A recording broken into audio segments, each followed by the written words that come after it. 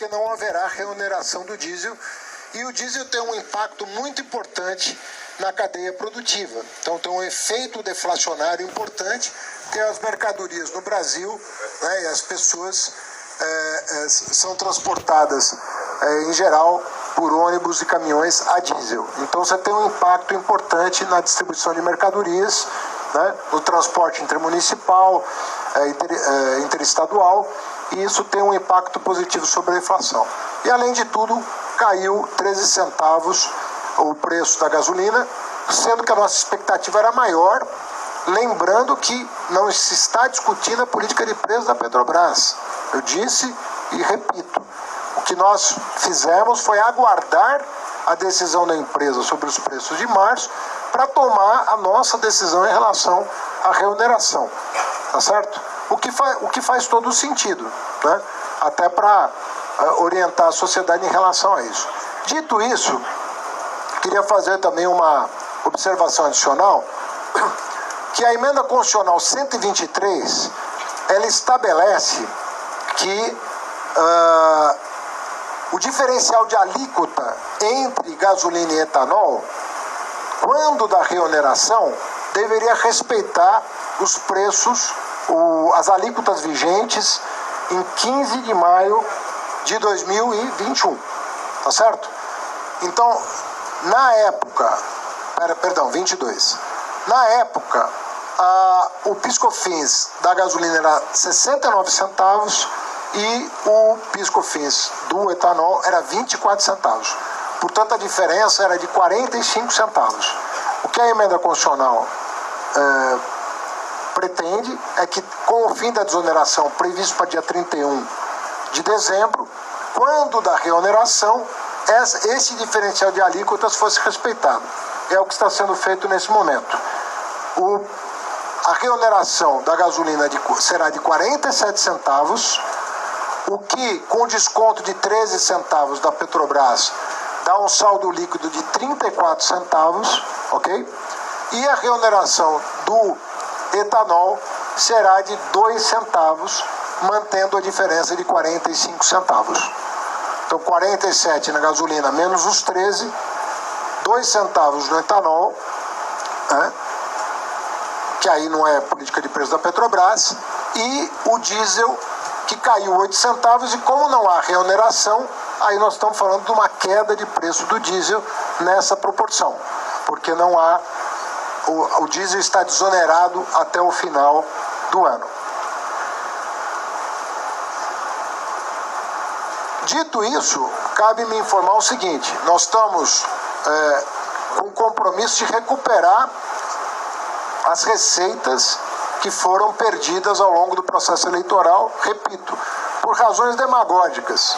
Única e exclusivamente, esperou-se até a 1/10 hora e às vésperas da eleição se tomou uma medida para tentar reverter o quadro eleitoral que era desfavorável ao então governo.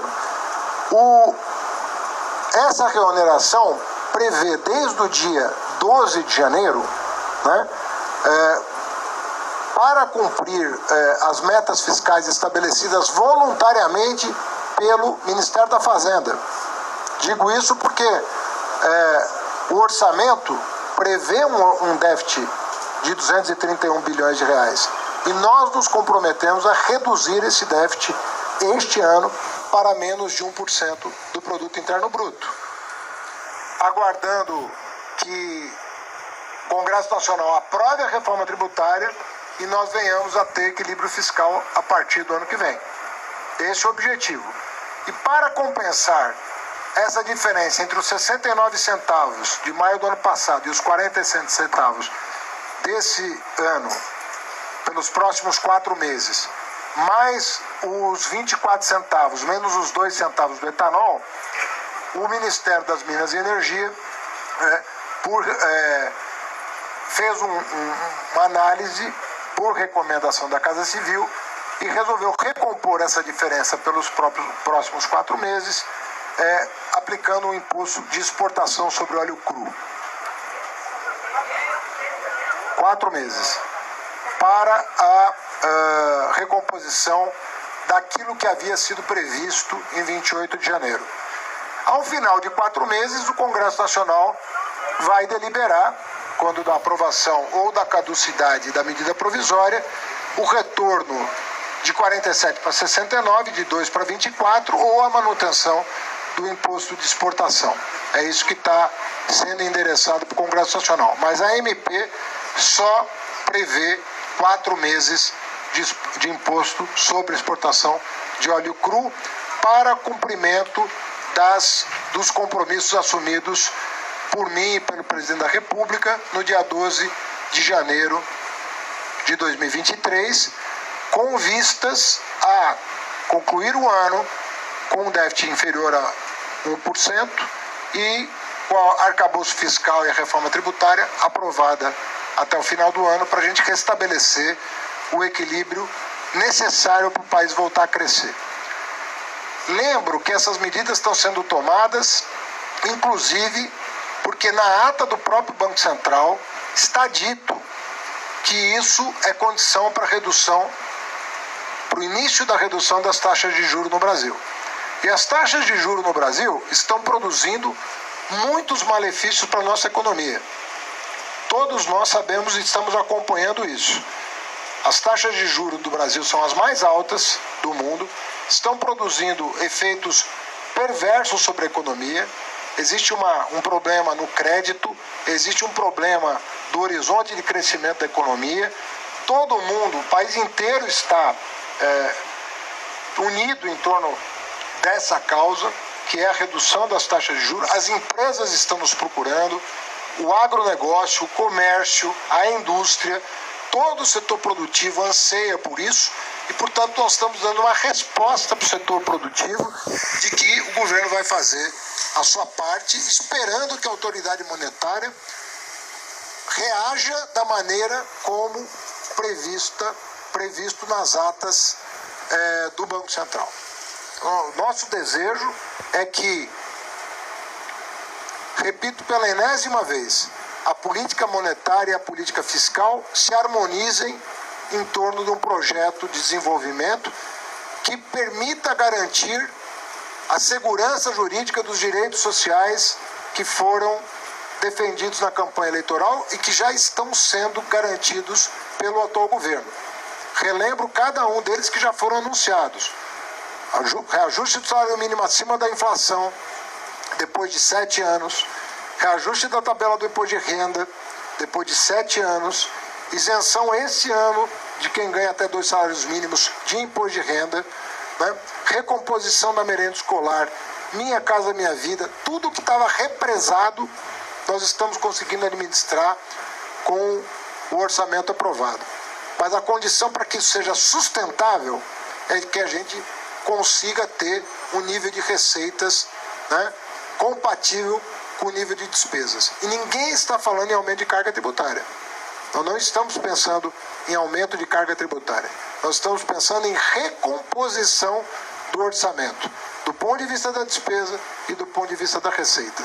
Se vocês pegarem a trajetória, a série histórica do dispêndio da União em relação ao Produto Interno Bruto, vocês vão ver que a nossa meta é chegar ao patamar histórico das últimas décadas em relação ao Produto Interno Bruto. Nós não estamos nem onerando a mais e nem tendo um dispêndio maior do que essa média histórica, com vistas ao equilíbrio orçamentário e garantindo que a autoridade monetária tenha legitimidade e vontade de fazer a sua parte nesse arranjo para a economia crescer. Porque a economia crescendo é que nós vamos resolver os problemas desse país. A economia está há 10 anos estagnada.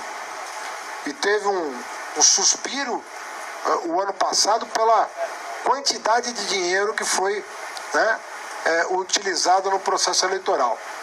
E nos legou uma taxa de juros de 13,75 por ano. Então, isso é insustentável. Então, o esforço do governo é buscar essa sustentabilidade e garantir os compromissos de campanha que são de responsabilidade social com responsabilidade fiscal. O presidente não cansa de repetir que ele não vê essas coisas como separadas. Você atender a população como nós estamos atendendo não é incompatível com responsabilidade fiscal. e todos os compromissos de campanha estão mantidos, reafirmados e serão buscados. Termino para passar a palavra para o ministro Alexandre, dizendo que essa solução ela atendeu a um princípio ambiental, que nós estamos favorecendo o consumo de um combustível não fóssil, portanto um combustível muito menos poluente do que a gasolina, restabelecendo o diferencial de alíquota previsto na Constituição. Em segundo lugar, oneração está diminuindo o preço do diesel e aumentando muito pouco o preço da gasolina, muito aquém do que os analistas de mercado sugeriam, né? Em terceiro lugar, responsabilidade fiscal. Então, tanto do ponto de vista fiscal, econômico, quanto do ponto de vista social, quanto do ponto de vista ambiental, essa medida vai ao encontro, né, do desejo da área econômica de criar um ambiente favorável aos negócios no Brasil e ao crescimento com sustentabilidade ambiental. Eu vou passar a palavra para o ministro Alexandre e aí vocês, se tiver alguma dúvida a respeito do que eu falei, fiquem à vontade e vamos abrir para algumas perguntas depois da fala dele.